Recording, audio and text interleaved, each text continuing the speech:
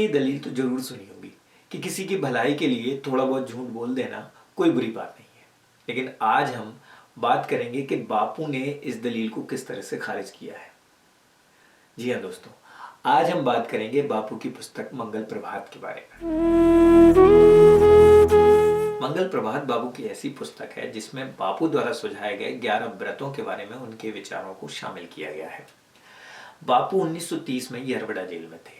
वहां से साबरमती आश्रम वो खत लिखा करते थे। आश्रम से उन्हें ऐसा कहा गया कि स्वयं सेवकों के लिए व्रतों से संबंधित या नियमों से संबंधित आप कुछ विचार भेजें। तब बापू ने एक निर्णय लिया कि वो प्रत्येक मंगलवार प्रार्थना सभा के बाद एक खत आश्रम भेजेंगे। इसीलिए उन्होंने जितने भी खत यानी अपने व्रतों पर जो विचार आश्रम भेजे, उनको जब एक पुस्तक में शामिल किया गया तो उसका नाम रखा गया मंगल प्रभात। यानी कि मंगल की सुबह की प्रार्थना के बाद बापू ने जो खत लिखे उनको एक साथ कह दिया गया मंगल प्रभात। इस तरह से पुस्तक का नाम रखा गया मंगल प्रभात। तो मंगल प्रभात के बारे में हमने सोचा है कि हम एक पूरी सीरीज करेंगे, हर एक व्रत पर एक वीडियो बनाएंगे। लेकिन अभी हम मंगल प्रभात के एक अंश की बात करना चाहते हैं जिसमें बापू ने व्रत के महत्व या व्रत की ज़रूरत के बारे में बताया है। यहाँ पे मैं व्रत और उपवास के अंतर को स्पष्ट करना चाहता हूँ। वैसे तो हमारी बोलचाल की भाषा में व्रत, उपवास, रोज़ा और फास्ट लगभग एक जैसे हो गए हैं। हम एक दिन अगर भोजन नहीं करेंगे तो हम उसको व्रत, उपवास, रोज़ा या फास्ट कह देते हैं।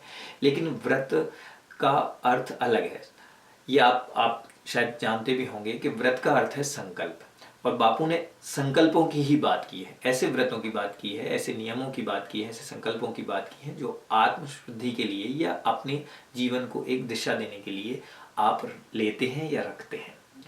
तो व्रतों की बात करते हुए बापू एक दलील से शुरू करते हैं जो मैंने भी शुरुआत में कही थी कि लोग कहते हैं कि थोड़ा बहुत झूठ अगर किसी की भलाई के लिए बोल दिया जाए तो क्या बुरा है। एक और दलील लोग देते हैं कि अगर शराब पीना वैसे तो बुरी बात है, नहीं पीना चाहिए, लेकिन अगर थोड़ी बहुत पी ली तो क्या हो गया, और दवाई के रूप में तो शराब आप ले ही सकते हैं। तो बापू इन दोनों ही दलीलों को सिरे से खारिज करते हैं और वो कहते हैं कि व्रत का अर्थ ही अडिग होना है, एक दृढ़ संकल्पित होना है।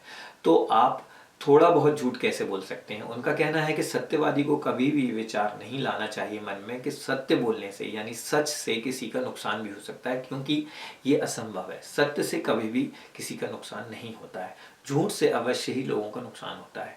पहले भले ही आपको झूठ भला लगे, लेकिन एक समय के बाद में झूठ के दुष्परिणाम, झूठ की बुराई आपके सामने आ ही जाती है। इसलिए बापू कहते हैं कि सत्य के दृढ़ पर अगर आप दृढ़ संकल्पित हैं तो उस पर अडिग रहें, बिल्कुल भी ना डिगें। ऐसे ही उन्होंने शराब के बारे में कहा है कि शराब से कभी भी कोई लाभ नहीं मिलने वाला है। तो अगर आप उसको छोड़ना अपना संकल्प रखते हैं, उसका व्रत रखते हैं, तो उसको पूर्णतः त्यागें। और अगर आपको लगता है कि दवाई के रूप में आप उसको लेना चाहते हैं तो उसको पहले ही शामिल करें। वैसे उनके विचार में, यानी बापू कहते हैं कि मेरे विचार में तो शराब को पूर्णतः त्यागना ही व्रत कहलाएगा।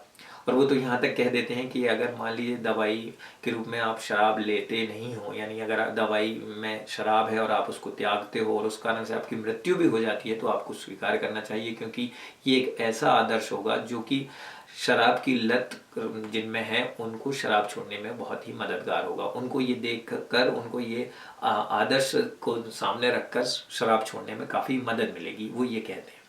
यानी कि बापू कहते हैं कि दृढ़ संकल्प यानी अडिग रहना ही व्रत का पहला गुण है। इस बात को आगे ले जाकर कुछ लोग ये भी कहते हैं जैसे कि मुझसे जितना बनेगा उतना कर लूंगा, जहां तक हो सकेगा मैं ये व्रत पूरा करूंगा। इस बात को भी बापू बिल्कुल सिरे से खारिज करते हैं। वो कहते हैं कि इस तरह का मन में विचार लाने से आप पहले ही हार मान जाते हैं, व्रत आपका वहीं टूट जाता है। क्योंकि अगर आप पहले ही सोच लेंगे कि मुझसे जितना बनेगा उतना करूंगा, तो फिर आप जैसे ही गिरेंगे या जैसे ही आपको कठिनाई या अड़चन आएगी, आप व्रत वहीं पर त्याग देंगे। और इस तरह का व्रत आपको कहीं भी नहीं ले जाएगा। आपको कभी भी जीवन में आगे ले जाने के लिए जो व्रत होते हैं उस तरह के कोई भी रिजल्ट्स उससे नहीं मिलेंगे। व्रत के इसी महत्व को, इसी अडिग और दृढ़ संकल्पित होने के गुण को आगे बढ़ाते हुए बापू एक बिल्कुल अलग उदाहरण देते हैं। वो कहते हैं कि ईश्वर जो है वो संपूर्ण व्रत की मूर्ति है, व्रत की संपूर्ण मूर्ति है। ईश्वर जो है व्रत की संपूर्ण मूर्ति है, उन्होंने कहा है।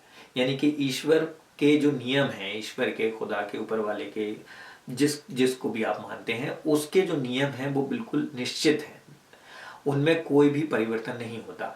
बल्कि वो कहते हैं कि इन्हीं के कारण वो ईश्वर है, खुदा है।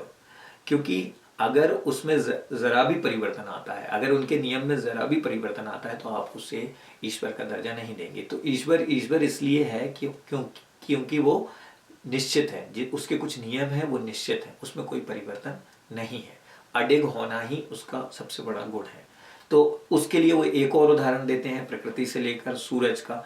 वो कहते हैं कि सूर्य इसलिए आप उसको इतना मानते हैं, इसलिए उसका इतना महत्व है क्योंकि वो भी अडिग है, वो अपने समय से उगता है, समय से डूबता है। अगर वो अपने समय को जरा भी परिवर्तित कर देगा तो आपकी बहुत सारी चीज़ें बदल जाएंगी। आप जितने भी चीज़ों की गणना है उसके आधार पर करते हैं, इवन आपका जीवन का सारा महत्व पूर्ण काम जो है उस पर जो आधारित हैं वो सारे के सारे बदल जाएंगे। तो आप सूरज पर इसलिए भरोसा करते हैं क्योंकि वो निश्चित है, उससे ही काल गणना संभव है, क्योंकि वो एक निश्चित समय पर उगता है, वो अपने नियम में कभी भी परिवर्तन नहीं लाता है। उसने अपना महत्व इसीलिए पाया है क्योंकि वो अपने नियम में परिवर्तन नहीं लाता है। व्रतधारी है, वो एक व्रत को धारण करने वाला है।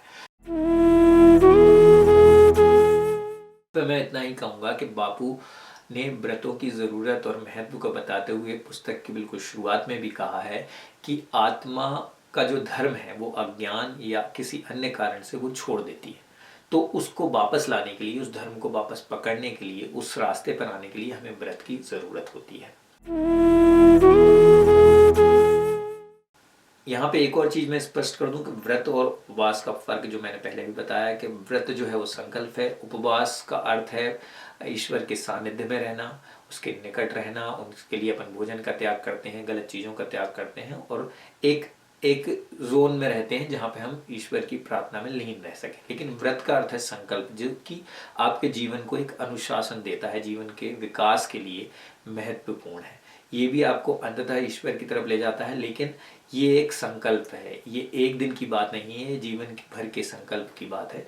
तो इस तरह के सारे व्रतों पर हम एक पूरी सीरीज करेंगे जो मैंने आपको पहले ही बताया। ये वीडियो आपको कैसे लगा उसके बारे में आप कमेंट सेक्शन में बताएं। अगर अच्छा लगा तो इसको शेयर करें और सब्सक्राइब ज़रूर करें, क्योंकि हम बापू द्वारा सुझाए गए पूरे 11 व्रतों पर एक वीडियो सीरीज करने वाले हैं।